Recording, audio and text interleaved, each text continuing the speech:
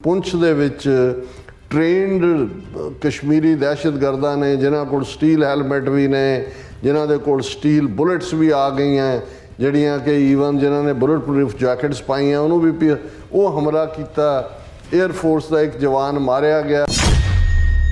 ਉਹਨੇ ਠੀਕ ਕਿਹਾ ਚੰਨੀ ਨੇ, ਉਹਨੇ ਕਿਹਾ ਕਿ ਵੀ ਇਹ ਪੋਲ ਸਟੰਟ ਹੈ ਜੋ ਇਹਨਾਂ ਨੇ ਉੱਥੇ ਪੁੰਛ ਵਾਲਾ ਵੀ ਕੀਤਾ, ਇਵੇਂ ਹੀ ਹੈ ਜਿਵੇਂ ਪੁਲਵਾਮਾ ਵਾਲਾ ਵੀ ਸੀ। ਇੱਕ ਪਾਸੇ ਤਾਂ ਤੁਸੀਂ 370 ਸੀਟਾਂ ਦੀ ਗੱਲ ਇਸ ਲਈ ਕੀਤੀ ਕਿ ਜੀ ਆਰਟੀਕਲ 370 ਜਿਹੜਾ ਤੁਸੀਂ ਖਤਮ, ਇਸ ਲਈ 370 ਫਿਗਰ ਵਰਤ ਰਹੇ ਨੇ। ਪਰ ਜਿਹੜੀਆਂ ਕਸ਼ਮੀਰ ਵਾਦੀ ਦੀਆਂ ਤਿੰਨੋਂ ਪਾਰਲੀਮੈਂਟਰੀ ਸੀਟਾਂ ਨੇ ਉਹਦੇ ਤੇ ਬੀਜੇਪੀ ਨੇ ਆਪਣੇ ਕੈਂਡੀਡੇਟ ਨਹੀਂ ਖੜੇ ਕੀਤੇ। ਉਹਨਾਂ ਨੂੰ ਪਤਾ ਹੈ ਵੀ ਬਕਸੇ ਖਾਲੀ ਨਿਕਲਣੇ ਨੇ।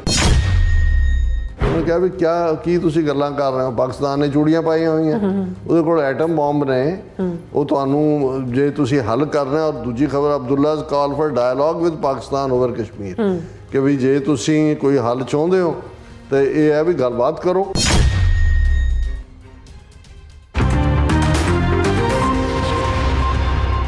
ਦਰਸ਼ਕੋ, ਬ੍ਰੇਕ ਤੋਂ ਬਾਅਦ ਤੁਹਾਡਾ ਸਭ ਦਾ ਭਰਪੂਰ ਸਵਾਗਤ ਹੈ। ਸੋ ਵੀ ਇਸ ਗੱਲਬਾਤ ਕਰਨ ਜਾ ਰਹੇ ਹਾਂ ਕਿ ਪਿਛਲੇ ਦਿਨੀ ਭਾਰਤੀ ਮੀਡੀਆ ਵਿੱਚ ਇੱਕ ਖਬਰ ਲੱਗੀ ਕਿ ਪੁੰਛ ਵਿੱਚ ਇੱਕ ਦਹਿਸ਼ਤਗਰਦ ਹਮਲੇ ਵਿੱਚ ਇੱਕ 에ਅਰ ਫੋਰਸ ਦਾ ਜਵਾਨ ਮਾਰਿਆ ਗਿਆ ਅਤੇ ਕਈ ਜ਼ਖਮੀ ਹੋਏ ਨੇ। ਸੋ ਪੰਜਾਬ ਦਾ ਸਾਬਕਾ ਮੁੱਖ ਮੰਤਰੀ ਚੰਨੀ ਇਸ ਨੂੰ ਇੱਕ ਚੋਣ ਸਟੰਟ ਦੱਸਿਆ ਉਹਨਾਂ ਨੇ, ਔਰ ਚੰਨੀ ਦਾ ਕਹਿਣਾ ਬਿਲਕੁਲ ਦਰੁਸਤ ਹੈ ਕਿਉਂਕਿ ਪਿਛਲੀਆਂ ਪਾਰਲੀਮਾਨੀ ਚੋਣਾਂ ਤੋਂ ਪਹਿਲਾਂ ਪੁਲਵਾਮਾ ਵੀ ਇੱਕ ਨੁਟੰਕੀ ਸੀ ਅਤੇ ਹੋਣ ਵਾਲਾ ਹਮਲਾ ਵੀ ਇੱਕ ਡਰਾਮਾ ਹੈ। ਸੋ ਇਸ ਬਾਰੇ ਆਪਾਂ ਗੱਲਬਾਤ ਕਰਨ ਜਾ ਰਹੇ ਹਾਂ। ਸੋ ਅਸੀਂ ਚਾਹਾਂਗੇ ਕਿ ਤੁਸੀਂ ਇਸੇ ਤਰ੍ਹਾਂ ਬੜੇ ਰਹਿਣਾ, ਦੇਖਣ ਸੁਣਨ ਲਈ ਲਿਖਣ ਲਈ ਤੁਹਾਡਾ ਸਭ ਦਾ ਬਹੁਤ ਬਹੁਤ ਧੰਨਵਾਦ ਜੀ। ਡਾਕਟਰ ਸਾਹਿਬ, ਕੀ ਵਿਚਾਰਾਂ ਨੇ? ਦੇਖੋ, ਸਾਡੇ ਕੁਝ ਵਿਊਅਰ ਸਾਨੂੰ ਅਕਸਰ ਲਿਖਦੇ ਨੇ, ਕਹਿੰਦੇ ਨੇ ਕਿ ਭਾਰਤ ਦੀਆਂ ਚੋਣਾਂ, ਸਾਰਾ ਮੀਡੀਆ ਚੀਖ ਰਿਹਾ ਹੈ, ਯੂਟਿਊਬਰ ਜਿਹੜੇ ਨੇ ਹਰ 6 ਘੰਟੇ ਬਾਅਦ ਨਵੀਂ ਵੀਡੀਓ ਪਾ ਰਹੇ ਹੁੰਦੇ ਨੇ, ਅਤੇ ਪੰਜਾਬ ਦੇ ਵਿੱਚ ਤਾਂ ਹੋਰ ਵੀ ਇੰਨਾ ਕੁ ਭੰਬਲ ਭੂਸਾ ਹੈ ਕਿ ਕੌਣ ਕੀ ਕਹਿ ਰਿਹਾ, ਵਲਟੋਏ ਨੇ ਕੀ ਕਿਹਾ, ਫਲਾਣੇ ਨੇ ਕੀ ਕਿਹਾ, ਅਤੇ ਤੁਸੀਂ ਬਿਲਕੁਲ ਸ਼ਾਂਤ ਹੋ ਕੇ ਗੱਲਾਂ ਇੰਟਰਨੈਸ਼ਨਲੀ ਕਰਦੇ ਹੋ। ਅਤੇ ਮੈਂ ਕਿਹਾ ਵੀ ਤੁਸੀਂ ਜੇ ਸਾਰਿਆਂ ਨੂੰ ਦੇਖੋਗੇ, ਵੀ ਮੈਂ ਬਾਰ-ਬਾਰ ਜਦੋਂ ਇਹ ਕਹਿੰਦਾ ਕਿ ਵੀ ਅਸੀਂ ਬਿਮਾਰੀ ਦੇ ਸਿੰਪਟਮਸ ਜਾਂ ਲੱਛਣਾਂ ਦੇ ਉੱਤੇ ਵਕਤ ਜ਼ਾਇਆ ਨਹੀਂ ਕਰਨਾ ਚਾਹੁੰਦੇ। ਸਾਡੀ ਕੋਸ਼ਿਸ਼ ਬਿਮਾਰੀ ਦੀ ਜਿਹੜੀ ਜੜ੍ਹ ਹੈ, ਜਿਹੜੀ ਅਸਲ ਬਿਮਾਰੀ ਹੈ, ਡਾਇਗਨੋਸਿਸ ਜਿਹੜੀ ਹੋਈ ਹੈ, ਉਸ ਦਾ ਇਲਾਜ ਕਰਨਾ। ਅਤੇ ਜੇ ਬਿਮਾਰੀ ਗੁਲਾਮੀ ਹੈ ਅਤੇ ਗੁਲਾਮੀ ਦੇ ਤੁਸੀਂ ਇਕੱਲੇ ਸਿੰਪਟਮ ਜਾਂ ਉੱਥੇ ਕੌਣ ਜਿੱਤੇਗਾ, ਇਹ ਜਿੱਤੇਗਾ, ਉਹ ਮੈਂ ਕਿਹਾ ਜੀ ਕੀ ਫਰਕ ਪੈ ਜਾਏਗਾ? ਅੱਗੇ ਕਿਹੜੇ ਤੁਹਾਡੇ ਨਹੀਂ ਜਿੱਤਦੇ ਰਹੇ, ਜੇ ਜਿੱਤ ਕੇ ਵੀ ਉਹਨਾਂ ਨੇ ਕੀ ਸਵਾਰ ਲਿਆ ਜਾਂ ਕੀ ਕਰ ਸਕਦੇ ਨੇ ਉਸ ਸਿਸਟਮ ਦੇ ਵਿੱਚ, ਜਿਹੜਾ ਸਿਸਟਮ ਭ੍ਰਸ਼ਟਿਆ ਹੋਇਆ ਉੱਤੋਂ ਥੱਲੇ ਤੱਕ, ਜਿਸ ਦਾ ਜ਼ਹਿਰ ਜਿਹੜਾ ਹੈ ਮੈਜੋਰੀਟੇਰੀਅਨਿਜ਼ਮ ਦਾ, ਬਹੁ ਗਿਣਤੀ ਦਾ ਜ਼ਹਿਰ ਹਰ ਸ਼ਾਖਾ ਦੇ ਵਿੱਚ ਫੈਲਿਆ ਹੋਇਆ ਉਸ ਰੁੱਖ ਦੀ। ਤੁਸੀਂ ਬੀਜੇਪੀ ਦੀ ਗੱਲ ਤਾਂ ਕਰਦੇ ਹੋ ਕਿ ਜੀ ਉਹ ਹਿੰਦੂਤਵਾ ਔਰ ਫਲਾਣਾ, ਤੇ ਯੋਗੀ ਨੇ ਇਹ ਕਹਿ ਦਿੱਤਾ ਅਤੇ ਮੋਦੀ ਨੇ ਇਹ ਕਹਿ ਦਿੱਤਾ, ਔਰ ਮੁਸਲਮਾਨਾਂ ਦੀ ਨਫ਼ਰਤ। ਮੈਂ ਕਿਹਾ ਜੀ ਪਹਿਲਾਂ ਤਾਂ ਕੋਈ ਵੀ ਨੈਸ਼ਨਲ ਪਾਰਟੀ ਵੀ ਔਰ ਰੀਜਨਲ ਪਾਰਟੀ ਵੀ ਇਹ ਦਿਖਾਓ ਕਿ ਜਿਹੜੀ ਹਿੰਦੂਤਵਾ ਨੇ ਜੋ ਕਿਹਾ ਉਸ ਦੀ ਖਿਲਾਫਤ ਕਰਦੇ ਹੋਣ। ਉਹ ਤਾਂ ਉਸ ਰੇਸ 'ਚ ਨੇ ਇੱਕ ਦੂਸਰੇ ਤੋਂ ਵੱਧ ਕੇ ਪ੍ਰੂਵ ਕਰਨ ਦੇ ਲਈ। ਜੇ ਕਾਂਗਰਸ ਨੇ ਕਿਹਾ ਕਿ ਜੀ ਜੇ ਬੀਜੇਪੀ ਹਿੰਦੂ ਰਾਮ ਮੰਦਰ ਔਰ ਫਲਾਣਾ ਤੇ ਰਕਸ਼ਕ ਬਣੇ ਹੋਏ ਨੇ, ਤੇ ਰਾਹੁਲ ਗਾਂਧੀ ਜਿਹੜਾ ਉਹ ਪੁਸ਼ਕਰ ਜਾ ਕੇ ਆਪਣਾ ਜਨਾਊ ਦਿਖਾ ਰਿਹਾ, ਸ਼ਿਵ ਜੀ ਦਾ ਭਗਤ ਬਣਿਆ, ਮੰਦਰਾਂ 'ਚ ਟੱਲੀਆਂ ਖੜਕਾਉਂਦਾ, ਉਹਨਾਂ ਦੇ ਮੂੰਹ 'ਤੇ ਵੀ ਕਾਂਗਰਸ ਦੇ ਖੁੱਲ੍ਹ ਕੇ ਕਦੇ ਮੁਸਲਮਾਨ ਜਾਂ ਦੂਜਾ ਲਫ਼ਜ਼ ਨਹੀਂ ਆਏਗਾ ਕਿ ਵੀ ਉਹਨਾਂ ਨੂੰ ਉਹ ਕੋਈ ਜਿਹੜਾ ਤਹਫ਼ੁਜ਼ ਦੇਣਗੇ। ਅਤੇ ਜਿਹੜਾ ਆਮ ਆਦਮੀ ਪਾਰਟੀ ਦਾ ਕੇਜਰੀਵਾਲ ਜਿਹਦੀ ਸਰਕਾਰ ਪੰਜਾਬ 'ਚ ਲੋਕਾਂ ਨੇ ਇਹ ਕਹਿ ਕੇ ਕਿ ਜੀ ਇਹ ਇਹਨਾਂ ਤੋਂ ਤਾਂ ਚੰਗਾ ਕਾਲਾ ਚੋਰ ਆ ਜਾਏ, ਉਹ ਕਾਲਾ ਵੀ ਤਾਂ ਚੋਰ ਵੀ ਲੈ ਆਉਂਦਾ, ਅਤੇ ਉਹ ਨੌਟੰਕੀ ਮਾਸਟਰ ਨੇ ਅੱਗੋਂ ਇੱਕ ਭੰਡ ਲੱਭਿਆ ਜਿਹੜਾ ਚੀਫ ਮਿਨਿਸਟਰ ਬਣਾਇਆ ਹੋਇਆ। ਅਤੇ ਉਸ ਸਾਰੇ ਦੇ ਥੱਲੇ ਉਹ ਤਾਂ ਬਹਿ ਕੇ ਟੀਵੀ ਦੇ ਸ਼ੋਜ਼ ਦੇ ਉੱਤੇ ਹਨੂੰਮਾਨ ਚਾਲੀਸਾ ਸੁਣਾਉਂਦਾ, ਔਰ ਪੂਰੀ ਭੀੜ ਇਕੱਠੀ ਕਰਕੇ ਹਨੂੰਮਾਨ ਮੰਦਰ 'ਚ ਪਹਿਲਾਂ ਜਾ ਕੇ ਫਿਰ ਜਾ ਕੇ ਉਹ ਕਾਗਜ਼ ਦਾਇਰ ਕਰਨ ਜਾਂਦਾ। ਸੋ ਦੱਸੋ ਵੀ ਕਿਸੇ ਦੇ ਕੀ, ਜਿਹੜੀ ਵੀ ਕੋਈ ਧਿਰ ਹੋਰ ਆ ਜਾਏ, ਉਹ ਜਿਹੜਾ ਹਿੰਦੂਤਵਾ ਦਾ ਏਜੰਡਾ ਜਿਹੜਾ ਉਹਨਾਂ ਨੇ ਜਿਸ ਲੈਵਲ ਦੇ ਉੱਤੇ ਹਰ ਫੋਰਮ ਦੇ ਵਿੱਚ ਸਣੇ ਜੁਡੀਸ਼ਰੀ ਦੇ ਲਿਆਂਦਾ, ਉਹਨੂੰ ਕੋਈ ਬਦਲੇਗਾ? ਕਿਸੇ ਨੇ ਕਿਹਾ ਇਹਨਾਂ ਚੋਂ ਕਿ ਜੀ ਜੇ ਸਾਡੀ ਸਰਕਾਰ ਬਣ ਗਈ, ਅਸੀਂ ਜੋ ਸਾਡਾ ਮੂਲ ਦਿੱਤਾ ਹੋਇਆ ਵਿਸ਼ਵਾਸ ਸੀ ਕਾਨਸਟੀਟਿਊਸ਼ਨਲੀ, ਆਰਟੀਕਲ 370 ਜਾਂ 35A, ਉਹਨੂੰ ਅਸੀਂ ਰੀਸਟੋਰ ਕਰਾਂਗੇ? ਕਿਸੇ ਨੇ ਆਪਣੇ ਕਿਹਾ ਉਹਦੇ 'ਚ? ਕਿਸੇ ਨੇ ਪੰਜਾਬ ਦੇ ਲਈ ਕੋਈ ਕਿਸੇ ਦੇ ਮੈਮੋਰੈਂਡਮ ਦੇ ਵਿੱਚ ਰੀਜਨਲ ਪਾਰਟੀ ਤਾਂ ਦੂਰ ਨੈਸ਼ਨਲ ਪਾਰਟੀ ਔਰ ਦਿਖਾ ਦਿਓ ਜਿਹਦੇ 'ਚ ਉਹਨਾਂ ਨੇ ਕਿਹਾ ਹੋਇਆ ਕਿ ਜੀ ਪੰਜਾਬ ਦੇ ਵਿੱਚ ਜਿਹੜਾ ਅਸੀਂ ਇਹਨਾਂ ਦੀਆਂ ਮੰਗਾਂ ਦੇ ਨਾਲ ਜਾਂ ਇਹਨਾਂ ਦੇ ਨਾਲ ਸਿੰਪਥੀ ਰੱਖਦੇ ਹਾਂ, ਜਾਂ ਕਿਸੇ ਨੇ ਵੀ ਜਦੋਂ ਭਾਈ ਅੰਮ੍ਰਿਤਪਾਲ ਸਿੰਘ ਔਰ ਸਾਥੀ NSA ਥੱਲੇ ਜਾਂ 30 ਸਾਲ ਤੋਂ ਜਿਹੜੇ ਜੇਲ੍ਹਾਂ 'ਚ ਨੇ, ਜਾਂ ਕਿਸੇ ਨੇ ਕੋਈ ਹਾਂ ਦਾ ਨਾਅਰਾ ਮਾਰਿਆ ਹੋਏ, ਹੁਣ ਜਦੋਂ ਇਹ ਮਾਹੌਲ ਹੈ ਤਾਂ ਉਹਦੇ ਕੌਣ ਜਿੱਤਦਾ ਕੌਣ ਹਾਰਦਾ ਹੈ, ਇਸ ਨਾਲ ਕੀ ਫਰਕ ਪੈਣ ਜਾ ਰਿਹਾ। ਹੁਣ ਪੰਜਾਬ ਦੇ ਹਵਾਲੇ ਨਾਲ ਬੇਸ਼ੱਕ ਇਹ ਗੱਲ ਠੀਕ ਹੈ ਕਿ ਭਾਈ ਅੰਮ੍ਰਿਤਪਾਲ ਸਿੰਘ ਹੋਰਾਂ ਨੂੰ ਲੈ ਕੇ ਜਾਂ ਸਰ ਸਿਮਰਨਜੀਤ ਸਿੰਘ ਮਾਨ, ਕੱਲ੍ਹ ਉਹਨਾਂ ਦਾ ਇੱਕ ਬਹੁਤ ਅੱਛਾ ਇੰਟਰਵਿਊ ਅਸੀਂ ਭਾਈ ਗੁਰਦੇਵ ਸਿੰਘ ਹੋਰੇ ਵੀ ਨਾਲ ਸੀ, ਅਸੀਂ ਰਾਤ ਨੂੰ ਦੇਖਿਆ, ਜਿਹੜਾ ਇੱਕ ਲੈਫਟਿਸਟ ਲੀਨਿੰਗ ਵਾਲਾ ਔਰ ਕੋਈ ਨਾ ਕੋਈ ਉਹਨੂੰ ਲੈਗ ਪੁੱਲ ਕਰਨ ਦੀ ਆਦਤ ਹੈ, ਯਾਦਵਿੰਦਰ, ਉਹਦੇ ਨਾਲ ਸੀ। ਹਾਲਾ ਮਾਨ ਸਾਹਿਬ ਬਹੁਤ ਰਿਲੈਕਸਡ ਅੰਦਾਜ਼ 'ਚ ਉਹਨਾਂ ਨੇ ਬਹੁਤ ਸਾਰੀ ਗੱਲ ਕੀਤੀ, ਪਰ ਉਹਨਾਂ ਨੇ ਵੀ ਕਿਹਾ, ਉਹਨਾਂ ਨੇ ਕਿਹਾ ਜੀ ਦੱਸੋ ਸਿੱਖ ਮਾਰੇ ਜਾ ਰਹੇ ਨੇ ਬਾਹਰ, ਇੰਡੀਅਨ ਏਜੰਸੀਆਂ ਨੇ ਲਾਹੌਰ 'ਚ ਮਾਰਿਆ, ਇੰਗਲੈਂਡ 'ਚ ਮਾਰਿਆ, ਅਮਰੀਕਾ ਕੈਨੇਡਾ 'ਚ ਮਾਰਿਆ, ਅਮਰੀਕਾ 'ਚ ਮਾਰਨਾ ਸੀ, ਇੱਥੇ ਗੈਂਗਸਟਰ ਕਹਿ ਕੇ ਮਾਰ ਰਹੇ ਨੇ। ਕੋਈ ਪੰਜਾਬ ਦੀ ਪਾਰਟੀ ਦੱਸ ਦਿਓ ਜਿਹਨੇ ਕੋਈ ਇਹ ਕਿਹਾ ਹੋਏ ਕਿ ਮਾਰੇ, ਬਈ ਇੰਨਾ ਖੌਫ ਇੰਨਾ ਡਰ ਜੇ ਸਟੇਟ ਦਾ ਹੈ, ਉਹਦੇ 'ਚ ਜੀਣਾ ਤੇ ਫਿਰ ਇਹ ਸਾਰੇ ਦਾ ਇਸ ਸਿਸਟਮ 'ਚੋਂ ਕੀ ਕੱਢਣ ਪਾਉਣ ਨੂੰ ਹੈ। ਹੁਣ ਹਾਲਾਂ ਭਾਈ ਅੰਮ੍ਰਿਤਪਾਲ ਸਿੰਘ ਹੋਰਾਂ ਨੂੰ ਲੈ ਕੇ ਬੜਾ ਉਤਸ਼ਾਹ ਹੈ, ਅਸੀਂ ਸਿੰਪੈਥਾਈਜ਼ ਕਰਦੇ ਹਾਂ ਫੁੱਲੀ, ਇਹ ਨਹੀਂ ਹੈ। ਹਾਲਾਂ ਅਸੀਂ ਆਪਣੀ ਸਿਧਾਂਤਕ ਪੋਜੀਸ਼ਨ ਪਹਿਲਾਂ ਵੀ ਜਿਹੜੀ ਆ ਸਪਸ਼ਟ ਕਰ ਦਿੱਤੀ ਸੀ, ਹੁਣ ਵੀ ਸਾਨੂੰ ਕਲੀਅਰ ਹੈ ਵੀ ਇਹ ਸਾਰੇ ਸਿਸਟਮ 'ਚੋਂ ਕੋਈ ਕੱਢਣ ਪਾਉਣ ਨੂੰ ਨਹੀਂ ਹੈ, ਪਰ ਅਸੀਂ ਇਹ ਪ੍ਰੇ ਵੀ ਕਰਦੇ ਹਾਂ ਔਰ ਇਹ ਸਾਡੀ ਕਾਮਨਾ ਵੀ ਹੈ ਕਿ ਭਾਈ ਜਿਹੜੀ ਪੰਥਕ ਲੀਨਿੰਗ ਵਾਲੇ ਨੇ, ਸਰ ਸਿਮਰਨਜੀਤ ਸਿੰਘ ਮਾਨ ਹੈ, ਭਾਈ ਅੰਮ੍ਰਿਤਪਾਲ ਸਿੰਘ ਨੇ, ਉਹ ਜੇ ਇਸ ਸਾਰੇ 'ਚ ਬੀਟ ਕਰਦੇ ਨੇ, ਘੱਟੋ ਘੱਟ ਫਿਰ ਵੀ ਤੁਸੀਂ ਇਹ ਕਹਿ ਸਕਦੇ ਹੋ ਕਿ ਬਈ ਅਜੇ ਸਾਰੀ ਗੈਰਤ ਮੁੱਕੀ ਨਹੀਂ ਹੈ, ਅਣਖ ਮਰੀ ਨਹੀਂ ਹੈ। ਹਾਲਾਂਕਿ ਇਹ ਸਾਡਾ ਇਹ ਹੈ ਕਿ ਭਾਈ ਉਹ ਕਿਸੇ ਹੱਦ ਤੱਕ ਵੀ ਹੁਣ ਤਾਂ ਇਹਨਾਂ ਦੇ ਹਿੰਦੂਤਵੀਆਂ ਦਾ ਪੂਰਾ ਕੰਟਰੋਲ ਹੈ। ਇੱਕ ਜ਼ਮਾਨੇ ਜਿਵੇਂ ਹੁਣ ਖਡੂਰ ਸਾਹਿਬ ਦੀ ਸੀਟ ਬਣਦੀ ਜਾਂਦੀ ਹੈ, ਮੈਨੂੰ ਬਚਪਨ ਦਾ ਯਾਦ ਹੈ ਕਿ ਵੀ ਉਸ ਜ਼ਮਾਨੇ 'ਚ ਸਾਂਝਾ ਪੰਜਾਬ ਸੀ, ਈਵਨ 66 ਤੋਂ ਪਹਿਲਾਂ ਪ੍ਰਤਾਪ ਸਿੰਘ ਕੈਰੋਂ ਦੇ ਹਵਾਲੇ ਨਾਲ ਇਹ ਗੱਲ ਚੱਲ ਰਹੀ ਸੀ ਅਰਲੀ 60s ਦੀ, ਕਿ ਕਿਉਂਕਿ ਕੈਰੋਂ ਅਸੈਂਬਲੀ ਸੀਟ ਦੇ, ਕੈਰੋਂ ਤੋਂ ਬਹੁਤ ਜ਼ੁਲਮ ਕਰਵਾਏ ਨਹਿਰੂ ਨੇ ਸਿੱਖਾਂ ਦੇ ਉੱਤੇ, ਅਕਾਲੀਆਂ ਤੇ, ਐਵੇਂ ਨਹੀਂ ਉਹਨੇ ਜਿਹੜੀ ਆਨੀ ਸਪੋਰਟ ਦਿੱਤੀ ਹੋਈ ਸੀ। ਉਹਨੇ ਪਹਿਲਾਂ ਗੋਪੀ ਚੰਦ ਭਾਰਗਵ, ਭੀਮ ਸੈਨ ਸੱਚਰ ਹਿੰਦੂ ਚੀਫ ਮਿਨਿਸਟਰ ਬਣਾ ਕੇ ਦੇਖਿਆ, ਉਹਨੇ ਦੇਖਿਆ ਇਹ ਸਿੱਖਾਂ ਨੂੰ ਕਾਬੂ ਨਹੀਂ ਕਰ ਸਕਦੇ, ਇਹਨਾਂ 'ਚੋਂ ਲੱਭੋ ਕਿਸਾਨ ਬੈਕਗਰਾਊਂਡ ਦਾ ਜਿਹੜਾ ਇਹਨਾਂ ਨੂੰ ਕੁੱਟ ਚਾੜੇ ਔਰ ਸਤਾ ਦਾ ਭੁੱਖਾ ਹੋਏ। ਉਹ ਸਮ ਉਹ ਹੈ ਹੀ ਸੀ, ਜੋ ਜੇ ਹੁਣ ਵਾਲੇ ਨੇ ਇਹੋ ਜਿਹੇ ਉਹ ਸੀ।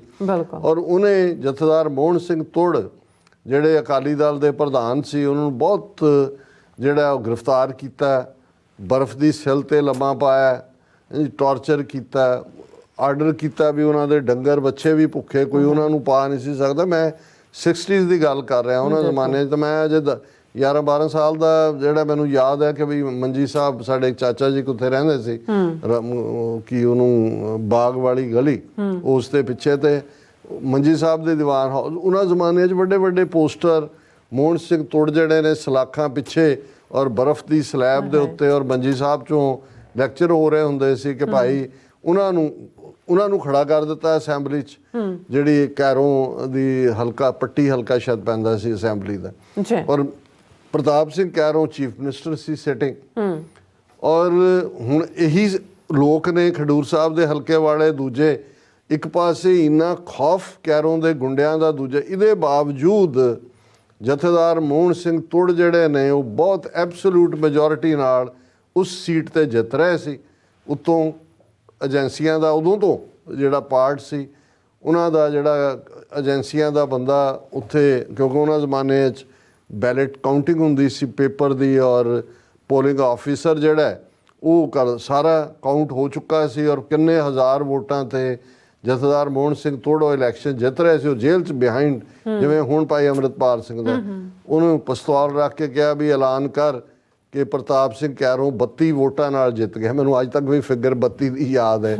और उन्होंने अनाउंस रेडियो इसी मेन कि जी वहाँ पट्टी हल्के से पंजाब के मुख्यमंत्री सरदार प्रताप सिंह कैरों ने अकाली दल के उम्मीदवार जथेदार मोहन सिंह तुड़ को 32 वोटों से हार दी, शिकस्त दी, या जो भी लफ्ज़ उन्हें बोले। सो उन्होंने ज़माने की गल है कि भी ये सो मैनू ये लगता है कि भी जिस किस्म का माहौल ਜਾਂ ਜਿਵੇਂ ਸਾਰੀ ਏਜੰਸੀਆਂ ਦੀ ਖੇਡ ਹੈ ਇਸ ਵੇਲੇ, ਮਾਹੌਲ ਤਾਂ ਬਣ ਰਿਹਾ। ਅਜੇ ਤੱਕ ਤਾਂ ਇਹ ਵੀ ਕਨਫਰਮ ਨਹੀਂ ਹੈ ਵੀ ਉਹਨਾਂ ਦੇ ਪੇਪਰ ਫਾਈਲ ਹੋਏ ਵੀ ਨੇ, ਉਹਦੀ ਐਕਸੈਪਟੈਂਸ ਹੈ ਕਿ ਨਹੀਂ। ਉਹਨਾਂ ਨੂੰ ਬਹਾਨਾ ਬਣਾ ਕੇ ਕੋਈ ਕੇਸ ਰੀਓਪਨ ਕਰ ਦੇਣ, ਉਹ ਕਹਿਣ ਜੀ ਇਹਦੇ 'ਚ ਤਾਂ 2 ਸਾਲ ਦੀ ਸਜ਼ਾ ਹੋ ਸਕਦੀ ਹੈ, ਤੇ ਫਲਾਣਾ ਪੋਲਿੰਗ ਲਾ ਜਿਹੜਾ ਹੈ ਉਹ ਕਹਿੰਦਾ ਕਿ ਜੀ ਜਿਹਨੂੰ 2 ਸਾਲ ਦੀ ਸਜ਼ਾ ਹੋਏ ਉਹ ਇੰਨੇ ਸਾਲ ਇਲੈਕਸ਼ਨ ਨਹੀਂ ਲੜ ਸਕਦਾ। ਔਰ ਬਾਕੀ ਤਾਂ ਉਹਨਾਂ ਦੀ EVM ਜੋ ਹੈ ਹੀ ਹੈ। ਸੋ ਚਲੋ ਇਹ ਕਿਉਂਕਿ ਲੋਕਲਾਈਜ਼ਡ, ਮੈਂ ਆਪਣੀ ਇਹ ਪੋਜੀਸ਼ਨ ਕਲੀਅਰ ਕਰਨਾ ਚਾਹੁੰਦਾ ਕਿ ਵੀ ਸਾਡਾ ਅਸੀਂ ਸਮਝਦੇ ਹਾਂ ਇਸ ਸਾਰੇ ਪਾਰਟ ਨੂੰ, ਔਰ ਸਿੰਪੈਥਾਈਜ਼ ਵੀ ਕਰਦੇ ਹਾਂ, ਔਰ ਅਸੀਂ ਸਮਝਦੇ ਹਾਂ ਵੀ ਜਿਹੜੇ ਜਾ ਕੇ ਉੱਥੇ ਡਟ ਕੇ ਖਲੋਤੇ ਨੇ ਉਹ ਵਧਾਈ ਦੇ ਹੱਕਦਾਰ ਨੇ। ਪਰ ਜਦੋਂ ਤੁਸੀਂ ਓਵਰਆਲ ਸਿਨੈਰੀਓ 'ਚ ਦੇਖ ਰਹੇ ਹੋ ਕਿ ਵੀ ਇੱਕ ਪਾਸੇ ਜਿਉਂ-ਜਿਉਂ 3 ਫੇਜ਼ ਸ਼ਾਇਦ ਮੁਕੰਮਲ ਹੋਏ ਨੇ, ਮੁਸਲਮਾਨਾਂ ਦੇ ਖਿਲਾਫ ਨਫ਼ਰਤ ਔਰ ਇਹ ਜਿਹੜਾ ਹਿੰਦੂਤਵਾ ਦਾ ਏਜੰਡਾ, ਇਸ ਨੂੰ ਇੱਕ ਵਾਕਿਆ ਜਿਹੜਾ ਵੀਕਐਂਡ ਤੇ ਹੋਇਆ ਕਿ ਜੀ ਪੁੰਛ ਦੇ ਵਿੱਚ ਟ੍ਰੇਨਡ ਕਸ਼ਮੀਰੀ ਦਹਿਸ਼ਤਗਰਦਾਂ ਨੇ, ਜਿਨ੍ਹਾਂ ਕੋਲ ਸਟੀਲ ਹੈਲਮਟ ਵੀ ਨੇ, ਜਿਨ੍ਹਾਂ ਦੇ ਕੋਲ ਸਟੀਲ ਬੁਲੇਟਸ ਵੀ ਆ ਗਈਆਂ, ਜਿਹੜੀਆਂ ਕਿ ਈਵਨ ਜਿਨ੍ਹਾਂ ਨੇ ਬੁਲੇਟ ਪ੍ਰੂਫ ਜੈਕਟਸ ਪਾਈਆਂ ਉਹਨੂੰ ਵੀ ਉਹ ਹਮਲਾ ਕੀਤਾ। ਏਅਰ ਫੋਰਸ ਦਾ ਇੱਕ ਜਵਾਨ ਮਾਰਿਆ ਗਿਆ ਔਰ ਪਤਾ ਨਹੀਂ ਜ਼ਖਮੀ ਹੋਏ, ਉਹਦੇ ਤੁਰੇ ਜਾਂਦੇ ਤੋਂ ਹੋਇਆ। ਕਿੰਨੀਆਂ ਖਬਰਾਂ ਦੇ ਕਿੰਨੇ ਕੁ ਉਹਨਾਂ ਨੇ ਵਰਜਨ ਬਣਾਏ ਹੁੰਦੇ ਨੇ। ਔਰ ਇਸ ਦੇ ਉੱਤੇ ਚਰਨਜੀਤ ਸਿੰਘ ਚੰਨੀ ਜਿਹੜਾ ਭਾਵੇਂ ਸ਼ਾਰਟ ਟਰਮ ਚੀਫ ਮਿਨਿਸਟਰ ਰਿਹਾ, ਕਰਪਸ਼ਨ 'ਚ ਵੀ ਭਤੀਜੇ ਭਣੇਵੇਂ ਕਿ ਕਿਹਦੇ ਨਾਲ, ਪਰ ਮੈਨੂੰ ਹਮੇਸ਼ਾ ਇਹ ਹੁੰਦਾ ਵੀ credit should be given where it is due. Even ਜਦੋਂ ਮੋਦੀ ਨੇ ਡਰਾਮਾ ਕੀਤਾ ਸੀ ਪਿਛਲੀਆਂ ਅਸੈਂਬਲੀ ਚੋਣਾਂ ਵੇਲੇ, ਉਹਨੂੰ ਲੱਗਦਾ ਸੀ ਕਿ ਬਈ ਕਿਸਾਨ ਮੂਵਮੈਂਟ ਚੱਲ ਰਹੀ ਸੀ, ਕਿਸੇ ਨੇ ਨਹੀਂ ਕਰਨਾ ਔਰ ਉੱਥੋਂ ਦੌੜਨਾ ਪਿਆ ਸੀ, ਤਾਂ ਉਦੋਂ ਮੋਦੀ ਨੇ ਕਿਹਾ ਕਿ ਜੀ ਕਿਸਾਨਾਂ ਨੇ ਤਾਂ ਰਾਹ ਰੋਕ ਲਿਆ ਸੀ, ਮੈਸੇਜ ਚੰਨੀ ਕੋ ਦੇ ਦੇਣਾ कि मैं जान बचा के आ गया हूँ, मेरी जान बची है, फलाना ढिमका। उदों भी उन्हें चन्नी ने गल कही सी, बिल्कुल झूठ है, कोई जान जून नूं खतरा नहीं सी। पंजाबी असी जानते हैं, जे सचमुच तू साडा आया सी असी छाती ते गोली खांदे तैनूं बचाण दे, एवें झूठ ना बोल। हालां उन्होंने इंक्वायरी बिठाती, 1-2 SSP के SP बाद च कढते। हुण भी he is the voice in Punjab. हालां वो खुद जिहड़ा हारिया असैंबली सीट भी, हुण जलंधर पार्लीमेंट की सीट तो उन्हें कहा ये सब ड्रामा है, ये पुंछ वाला ये इवें ही है जिवें पुलवामा है। हुण इहदे च कोई शक नहीं कि जिहड़ा उस वेले जम्मू कश्मीर का गवर्नर सी सतपाल मलिक, ਉਹਦੇ ਕਿੰਨੇ ਇੰਟਰਵਿਊ ਨੇ ਕਿ ਵੀ ਇਹ ਸੋਚਿਆ ਹੀ ਨਹੀਂ ਜਾ ਸਕਦਾ ਵੀ ਇੰਨੀ ਵੱਡੀ ਜਿਹੜੀ ਨਫਰੀ ਹੈ ਤੁਸੀਂ ਉਹ ਬਾਈ ਰੋਡ ਭੇਜ ਰਹੇ ਹੋ। ਕਹਿੰਦੇ ਜੇ 4 ਜਹਾਜ਼ ਆਏ ਮੈਨੂੰ ਕਹਿੰਦੇ ਉਹ ਪ੍ਰਬੰਧ ਕਰਦੇ ਵੀ ਇਹ ਸਾਰਾ, ਔਰ ਕਹਿੰਦਾ ਵੀ ਮੈਂ ਜਦੋਂ ਇਹ ਅਜੇ ਸ਼ੁਰੂ ਹੀ ਕੀਤਾ ਸੀ ਤਾਂ ਮੈਨੂੰ ਉਹਦੀ ਡੋਬਾਲ ਦੀ ਵੀ ਕਾਲ ਆਈ ਔਰ ਮੋਦੀ ਦੇ ਵੀ ਕਿ ਸਤਪਾਲ ਇਸ पे अपनी आवाज़ बंद रखो, मत बोलो। ਹੁਣ ਜ਼ਾਹਰ ਹੈ ਕਿ ਵੀ ਇਹ ਉਹਨਾਂ ਦਾ, ਔਰ ਪੁਲਵਾਮਾ ਚੋਂ ਮੋਦੀ ਨੇ ਇਲੈਕਸ਼ਨ ਕੱਢੀ 2019 ਦੀ, ਉਸ ਤੋਂ ਪਹਿਲਾਂ ਜਿੰਨੇ ਸਰਵੇ ਸੀ ਉਹਨੂੰ ਡਿਫੀਟ ਦੇ ਰਹੇ ਸੀ ਔਰ 300 ਤੋਂ ਉੱਪਰ ਸੀਟਾਂ ਤੱਕ ਪਹੁੰਚਣ ਦੀ ਲਾਈਨ ਹੋ ਗਈ। ਸੋ ਇਸੇ ਤਰ੍ਹਾਂ ਹੁਣ ਵੀ ਜੋ ਚੱਲ ਰਿਹਾ ਮਾਹੌਲ, ਜੇ ਇਸ ਸਾਰੇ ਨੂੰ ਦੇਖਿਆ ਜਾਏ ਤਾਂ ਕੋਈ ਇਸ ਵੇਲੇ ਵੇਵ ਨਹੀਂ ਚੱਲ ਰਹੀ ਮੋਦੀ ਦੇ ਹੱਕ 'ਚ ਜਾਂ BJP ਦੇ, ਰਾਦਰ ਖਿਲਾਫਤ ਹੋ ਰਹੀ ਹੈ। ਜਾਟ ਵੀ ਖਲੋ ਰਹੇ ਨੇ, ਰਾਜਪੂਤ ਵੀ ਔਰ ਦੂਸਰਿਆਂ 'ਚ ਵੀ। ਸੋ ਉਹਨੇ ਠੀਕ ਕਿਹਾ ਚੰਨੀ ਨੇ, ਉਹਨੇ ਕਿਹਾ ਕਿ ਵੀ ਇਹ ਪੋਲ ਸਟੰਟ ਹੈ ਜੋ ਇਹਨਾਂ ਨੇ ਉੱਥੇ ਪੁੰਛ ਵਾਲਾ ਵੀ ਕੀਤਾ, ਇਵੇਂ ਹੀ ਹੈ ਜਿਵੇਂ ਪੁਲਵਾਮਾ ਵਾਲਾ ਵੀ ਸੀ। ਹੁਣ ਕੱਲਾ ਔਰ ਸਵਾਲ ਵੀ ਪੁੱਛੇ ਜਾ ਰਹੇ ਨੇ ਕਿ ਵੀ ਇੱਕ ਪਾਸੇ ਤਾਂ ਤੁਸੀਂ 370 ਸੀਟਾਂ ਦੀ ਗੱਲ ਇਸ ਲਈ ਕੀਤੀ ਕਿ ਜੀ ਆਰਟੀਕਲ 370 ਜਿਹੜਾ ਤੁਸੀਂ ਖਤਮ, ਇਸ ਲਈ 370 ਫਿਗਰ ਵਰਤ ਰਹੇ ਨੇ, ਪਰ ਜਿਹੜੀਆਂ ਕਸ਼ਮੀਰ ਵਾਦੀ ਦੀਆਂ 3 ਪਾਰਲੀਮੈਂਟਰੀ ਸੀਟਾਂ ਨੇ ਉਹਦੇ ਤੇ BJP ਨੇ ਆਪਣੇ ਕੈਂਡੀਡੇਟ ਨਹੀਂ ਖੜੇ ਕੀਤੇ। ਉਹਨਾਂ ਨੂੰ ਪਤਾ ਹੈ ਵੀ ਬਕਸੇ ਖਾਲੀ ਨਿਕਲਣੇ ਨੇ, ਲੇਕਿਨ ਲੋਕਾਂ ਦੇ ਵਿੱਚ ਇਹ ਪ੍ਰਭਾਵ ਦੇਣ ਦੇ ਲਈ ਕਿ ਜੀ ਕਸ਼ਮੀਰ ਅਸੀਂ ਇਹ ਤਾਂ ਖਤਮ ਕਰਤਾ, ਇਹਨਾਂ ਦੀ ਡੈਮੋਗ੍ਰਾਫੀ ਵੀ ਅਸੀਂ ਬਦਲ ਦਿਆਂਗੇ, ਅਜੇ ਤੱਕ ਅਸੈਂਬਲੀ ਚੋਣਾਂ ਵੀ ਨਹੀਂ ਕਰਾਈਆਂ, ਲੇਕਿਨ ਜਿਹੜਾ ਪਾਕਿਸਤਾਨੀ ਕਸ਼ਮੀਰ ਹੈ, ਆਜ਼ਾਦ ਕਸ਼ਮੀਰ ਜਿਹਨੂੰ ਇਹ POK ਕਹਿੰਦੇ ਨੇ, ਉਹਦੇ ਲੋਕ ਜਿਹੜੇ ਨੇ ਉਹ ਬੜੇ ਤਰਲੋ ਮੱਛੀ ਹੋ ਰਹੇ ਨੇ ਕਿ ਉਹ ਇੰਡੀਆ ਨਾਲ ਆਉਣਗੇ ਹੀ ਆਉਣਗੇ। ਕਦੇ ਉਹ ਕਹਿੰਦੇ ਨੇ, ਅਮਿਤ ਸ਼ਾਹ ਕਹਿੰਦਾ ਅਸੀਂ ਛੱਡਾਂਗੇ ਨਹੀਂ, ਅਸੀਂ ਪਾਕਿਸਤਾਨ ਆਕੂਪਾਈਡ ਕਸ਼ਮੀਰ ਨੂੰ ਵੀ ਲਵਾਂਗੇ। ਰਾਜਨਾਥ ਸਿੰਘ ਕਹਿ ਰਿਹਾ ਹੈ ਕਿ ਜੀ ਅਸੀਂ, ਉਹ ਲੋਕ ਖੁਦ ਹੀ ਇਹ ਕਹਿਣਗੇ ਅਸੀਂ ਇੰਡੀਆ ਨਾਲ ਜਾਣਾ। ਅੱਜ ਵੈਸੇ ਇਹਨੇ ਕਦੀ ਕਦਾਈ ਇਹ ਵੀ ਜਿਹੜਾ ਫਾਰੂਕ ਅਬਦੁੱਲਾ ਹੈ ਉਹਦੇ ਮੂੰਹ ਸੱਚ ਨਿਕਲਦਾ, ਉਹਨੇ ਕਿਹਾ Pakistan is not wearing bangles and has atom bombs. Farooq Abdullah ਔਰ Rajnath Singh remark on Pakistan occupied Kashmir. ਉਹਨੇ ਕਿਹਾ ਵੀ ਕੀ ਤੁਸੀਂ ਗੱਲਾਂ ਕਰ ਰਹੇ ਹੋ, ਪਾਕਿਸਤਾਨ ਨੇ ਚੂੜੀਆਂ ਪਾਈਆਂ ਹੋਈਆਂ, ਉਹਦੇ ਕੋਲ ਐਟਮ ਬੰਬ ਨੇ, ਉਹ ਤੁਹਾਨੂੰ ਜੇ ਤੁਸੀਂ ਹੱਲ ਕਰਨਾ। ਔਰ ਦੂਜੀ ਖਬਰ, Abdullah's call for dialogue with Pakistan over Kashmir, ਕਿ ਵੀ ਜੇ ਤੁਸੀਂ ਕੋਈ ਹੱਲ ਚਾਹੁੰਦੇ ਹੋ ਤੇ ਇਹ ਹੈ ਵੀ ਗੱਲਬਾਤ ਕਰੋ ਔਰ ਇਹਨੂੰ ਨਿਬੇੜੋ। ਲੇਕਿਨ ਇਹ ਕਿਉਂਕਿ ਪੋਲ ਸਟੰਟ ਨੇ, ਝੂਠ ਇੰਨਾ ਮੈਗਨੀਫਾਈ ਕਰਕੇ ਵੇਚ ਰਹੇ ਨੇ, ਜਿੰਨਾ ਉਹਨਾਂ ਦਾ ਸੋਸ਼ਲ ਮੀਡੀਆ ਜਿਸ ਕਿਸਮ ਦਾ ਨੈਰੇਟਿਵ ਬਣਾ ਰਿਹਾ ਹੈ, ਔਰ ਉਸ ਸਾਰੇ ਦੇ ਥੱਲੇ EVM ਮਸ਼ੀਨਾਂ, ਜਿਨ੍ਹਾਂ ਨੂੰ ਮੈਂ ਹਮੇਸ਼ਾ ਇਹ ਕਹਿੰਦਾ ਕਿ ਭਾਈ ਇਹ ਉਹਨਾਂ ਦੀ ਡਿਫੈਂਸ ਮਿਨਿਸਟਰੀ ਔਰ ਉਹਨਾਂ ਦੀ ਐਟੋਮਿਕ ਐਨਰਜੀ ਵਾਲੀਆਂ ਸੰਸਥਾਵਾਂ ਨੇ ਬਣਾਈਆਂ। ਰਿਜ਼ਲਟ ਜਿੱਤ 'ਚ ਹੋਏ ਹਾਰ ਕੋਈ ਮਾਇਨੇ ਨਹੀਂ ਰੱਖਦਾ। ਸੋ ਇਹੀ ਮੈਂ ਆਪਣੇ ਭਰਾਵਾਂ ਭੈਣਾਂ ਨੂੰ ਵੀ ਕਹਿਣਾ ਚਾਹੁੰਦਾ ਕਿ ਭਾਈ ਫਜ਼ੂਲ ਦੀ ਐਨਰਜੀ ਇਸ ਪਾਸੇ ਵੇਸਟ ਨਾ ਕਰੋ। ਅਲਟੀਮੇਟਲੀ ਜਿਹਨੂੰ ਪੰਜਾਬੀ 'ਚ ਕਹਿੰਦੇ ਨੇ 100 ਹੱਥ ਰੱਸਾ ਸਿਰੇ ਤੇ ਗੰਢ, ਖਾਲਿਸਤਾਨ ਤੋਂ ਬਿਨਾਂ ਸਿੱਖਾਂ ਦਾ ਕੋਈ ਮਸਲਾ ਹੱਲ ਨਹੀਂ ਹੋਣਾ। ਇਹ ਗੱਲ ਸਾਨੂੰ ਅੱਜ ਸਮਝ ਆਏ, ਕੱਲ ਆਏ, ਹੋਰ ਖਵਾਰੀ ਤੋਂ ਬਾਅਦ ਆਏ। ਜੀ ਰਾਜ ਸਾਹਿਬ, ਤੁਹਾਡਾ ਬਹੁਤ ਬਹੁਤ ਸ਼ੁਕਰੀਆ। ਸੋ ਬ੍ਰੇਕ ਵਿਊਅਰਸ, ਤੁਸੀਂ ਕਿਤੇ ਨਹੀਂ ਜਾਣਾ, ਮਿਲਦੇ ਹਾਂ ਆਫਟਰ ਦਿਸ ਸ਼ਾਰਟ ਬ੍ਰੇਕ।